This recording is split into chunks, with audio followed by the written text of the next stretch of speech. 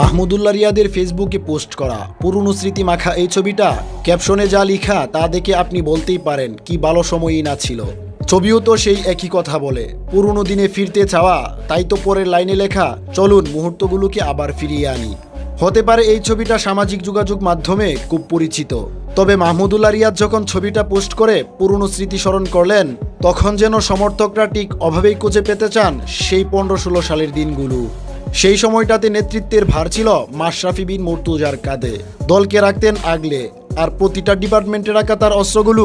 এই যেমন এই ছবিতে দেখা যায় অধিনায়কের পাশে ওপেনার, আরেক পাশে ফিনিশার, ডিপ ফাইন লেগে রাখা উইকেট কিপারের অবস্থান, মিড উইকেটে বিশ্বসেরা অলরাউন্ডার, যারা সবাই আছেন একই ফ্রেমে। এখন ভাবুন না ক্রিকেট মাঠটা কোথায়।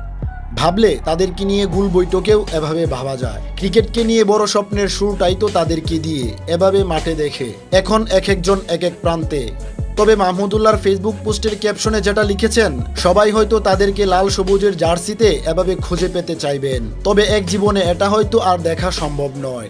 দেখা যায় তবে সেটা ডিপিএলে। কখনো পাশাপাশি মাঠে তারা খেলছেন, মজা মাস্তি করছেন, কখনো কখনো ব্যক্তিগত সম্পর্কের জায়গাও মানুষ তাদের খুঁজেন, যেন তাদের ভালো মন্দের সবকিছুর ভাবনার দায়িত্বটা ক্রিকেট প্রেমীদের। যাই হোক, পুরনো স্মৃতি এভাবেই যেন সবাই আগলে রাখতে চায়। বাংলাদেশের ক্রিকেট নামক অধ্যায়ে নিজেদের নামটা আলোকিত হয়েছে তাই।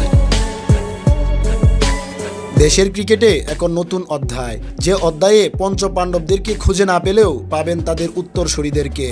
যেখানে অধিনায়কের মন মানসিকতা নিয়ে থাকা শান্তির সাথে আছেন মেহেদী হাসান মিরাজ, আছেন wicket keeper batter Jaker Ali Anik, Towhid Hridoy ভরসা হচ্ছেন, সাথে থাকছেন তানজিদ হাসান তামিম লিটনরা।